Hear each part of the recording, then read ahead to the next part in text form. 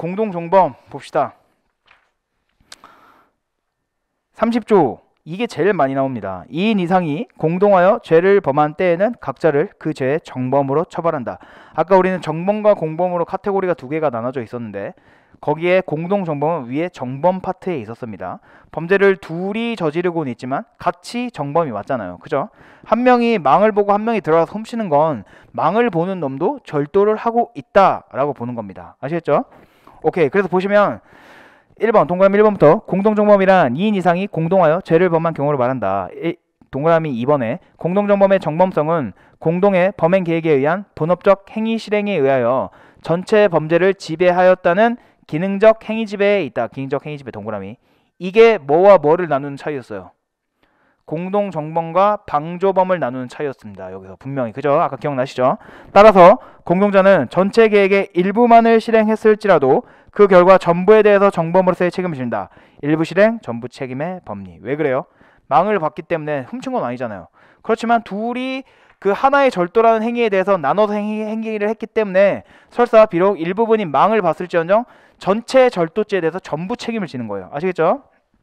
오케이. 그래서 판례를 보시면 공동정범의 성립 요건 형법 30조에 공동정범이 성립하기 위해서는 주관적 요건인 공동가공의 의사, 다른 말로 공모, 그리고 객관적 요건인 공동의사에 의한 기능적 행위 지배를 통한 범죄의 실행 사실이 필요하다. 나중에 3학년이 되셔가지고 이제 본시를 앞두고 공범에 대해서 이걸 외우지 않는다는 건 난 변시를 떨어질 겁니다 라는 소리랑 똑같이 되는 거예요. 왜냐면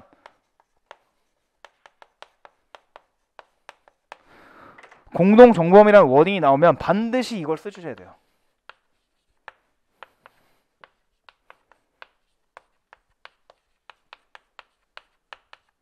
공모와 역할 분담. 이 말을 바로 바꾸면 이거는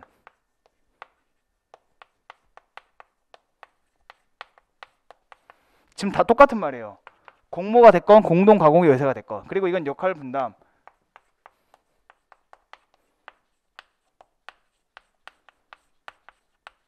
기능적 행위 지배의 역할 분담. 다른 말로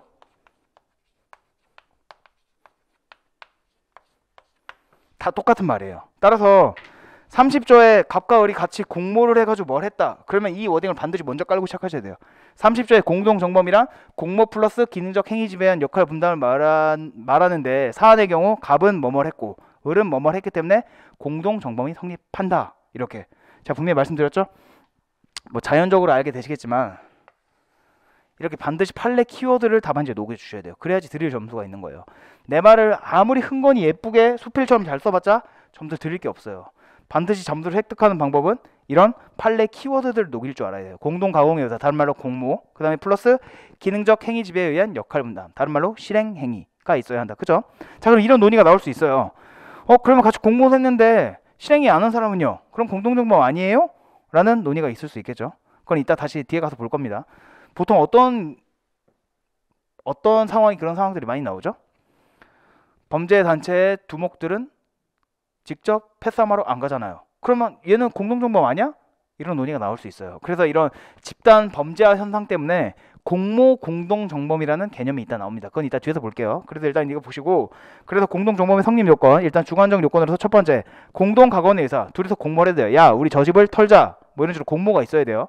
그래서 보시면 공모 공동정범이 성립하기 위하여는 2인 이상의 사람이 특정한 범죄 행위를 하기 위하여 일체가 되어 서로 다른 사람의 행위를 이용하여, 아까 우리 그런 사건으로 다시 돌아가면 갑은 지금 을이 집 안으로 들어가서 절취하는 행위를 이용한 거고, 을의 입장에서는 갑이 망을 보는 행위를 이용해서 마음 놓고 절취를 했잖아요. 이런 뜻의 의미에서 서로 다른 사람의 행위를 이용했다. 이렇게 이용해서 두 번째 줄에 자기의 의사를 실행에 옮기는 것을 내용으로 하는 공모를 하고, 이에 따라 범행을 실행한 사실이 인정되어야 하는 말. 이제 읽히시죠? 그래서 공모의 요건은 공모 플러스 기능적 행위 지배에 의한 역할 분담입니다. 근데 여기서 기능적 행위 지배가 부정된다? 그러면 종범으로 가게 되는 거예요. 아시겠죠? 아까 보셨죠?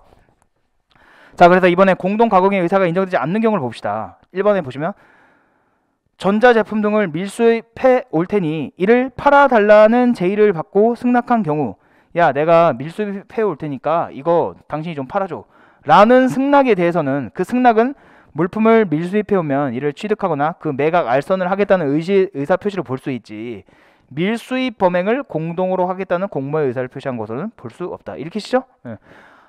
네가 이거를 밀수입해 오면 내가 팔아줄게 라는 말에 같이 밀수입하자 이 말이에요? 아니잖아요.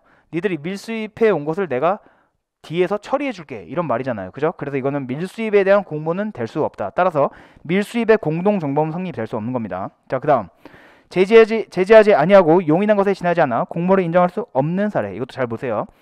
피해자 일행을 한 사람씩 나누어 강간하자는 피고인 일행의 제의에 아무런 대답도 하지 않고, 야 우리 나눠가지고 한 사람씩 어디 이렇게 데리고 각자 위치를 나눠가지고 강간하자 라고 했는데, 지금 기소된 한 명 피고인은 이거에 대해서 대답을 안 했어요. 그죠? 그리고 얘가 어떻게 했냐, 대답하지도 않고 따라다니다 그냥 따라만 다녔죠.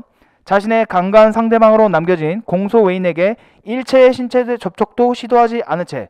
자, 여기까지 읽으면 뭘 바꿔서 읽을 수 있어요? 공모 있었어요, 없었어요? 없었죠. 왜냐면 같이 하자고 했는데 얘 뭐 대답한 거 없잖아요. 그래서 일단 공모도 없었고, 그리고 뭐 했어요? 아무런 대답도 하지 않았는데 따라다니다가 자신의 강간 상대방으로 남겨진 공소인에게 일체의 신체 접촉도 시도하지 않은 채. 이건 뭡니까? 실행행위도 지금 아무것도 없잖아요 지금. 그래 안 그래요? 뭐 망을 봐준다는 말도 없고, 그리고 얘는 어떻게까지 했냐면 다른 일행이 인근 숲속에서 강간을 마칠 때까지 공소외인과 함께 이야기만 나눈 경우, 이 공소외인이 자기 강간의 상대방이었어요. 강간 상대방이랑 이야기 나누고 그냥 따라다니고 그러니까 아무것도 한 게 없는 거예요. 따라서 이런 특수 강간에서 얘는 공동정범이 성립할 수 없다는 판시입니다. 왜? 공모 플러스 역할 분담 아무것도 없었거든요. 그죠? 그래서 보시면 피고인에게 다른 일행의 강간 범행에 공동으로 가공할 의사가 있었다고 볼 수 없다. 만약에 공동 가공의 의사가 있었더라면 최소한 어느 정도 공범자들이 뭐 같이 할 수 있도록 뭐 망을 봐준다던가 아니면 뭐 자기도 강간에 나선다던가 이래야 되는데, 얘는 지금 한 게 아무것도 없죠. 아까 야 같이 강간하자 했는데도 대답도 안 했고, 그리고 그냥 따라다니기만 했고, 그리고 또 숲속에 댕기다가 자기 강간 상대방이랑은 그냥 얘기만 나눠서, 이거는 같이 공무원을 아예 공모를 한 걸로 볼 수 없다라는 판시예요. 제가 볼 때 이거는 여지가 있었는데 변호사를 잘 선임한 사건입니다. 변호사가 매우 열심히 싸워준 거예요. 이건 다 탄핵한 거예요. 아니 판사님 이렇게 되는 거, 이거를 어떻게, 제가 볼 땐 검사는 이거 특수강간으로 기소를 한 거예요 얘를. 근데 이걸 변호사가 잘 떼낸 거예요. 이 정도면 공모도 없는 거고 심지어 실행행위도 없지 않습니까? 어떻게 만약에 했으면 최소한 자기 강간 상대방한테 폭행 협박이나 강간의 실행 착손이 있었어야죠. 근데 그런 것도 없었잖아요. 라고 해서 변호사가 엄청 열심히 싸워준 거예요. 그죠? 아무튼 그렇게 기억을 하세요. 근데 우리가 아까 봤던 사건에서는 지가 강간은 못했지만 지가 망을 봐주고 있었죠. 그거는 실행에 대한 역할 분담이 분명히 있었어요. 그죠? 그렇게 생각하시면 됩니다. 자, 그 다음에 편면적 공동정범이란 뭘까? 공동정범은 행위자 상호 간에 범죄 행위를 공동으로 한다는 공동 가공의 의사를 가지고 범죄 행위를 공동 실행하는 경우에 성립하는 것으로서, 이걸 읽으시면 더 헷갈리니까 각주 1번을 바로 볼게요. 잘 보세요. 갑이 A녀를 강간하고 있을 때 을 스스로 갑의 강간 행위에 가담할 의사로 갑이 모르는 사이에 망을 보아준 경우라도 을은 강간죄의 공동정범이 될 수 없다. 아니 갑이 혼자서 처음부터 공모한 것도 아니고 자기가 그냥 혼자서 단독 범행을 저지르고 있는데 을이 갑자기 그 강간 현장에 가가지고 몰래 망을 봐줘. 이거는 공동정범이 될 수 없어요. 왜요? 아까 공동정범의 요건이 뭐였어요? 공모 플러스 역할입니다. 공모가 없었잖아요. 그럼 끝난 겁니다. 이런 애들을 갖다가 편면적 공동정범, 한쪽 면만 지금 공동에서 도와주고 있다라고 하기 때문에 편면적 공동정범 판례가 부정해요. 그리고 그 옆에다 CF로 써놓으세요. CF 편면적 방조범은 성립 가능, 이렇게 써주세요. 정범이 어떤 실행행위를 할 때 방조범이 어떤 사람이 정범은 인식을 하지 못하고 있는데 망을 봐주고 있어. 그랬을 경우에 편면적 방조범은 성립할 수 있습니다. 지금 사안에서도 만약에 강간하고 있을 때 갑이 감 모르게 지금 을이 망을 봐줬다. 그럼 편면적 공동정범은 성립할 수 없지만 편면적 방조범은 성립할 수 있는 거예요. 왜? 방조의 요건에는 공모 플러스 실행행위에 의한 역할 분담이라는 요건이 없거든요. 아시겠죠? 기본적으로 일단 그래서 공동정범의 의의가 제일 중요한 거예요. 공모 플러스 기능적 행위 지배에 의한 역할 분담이 반드시 있어야 한다. 그걸 기억을 하세요.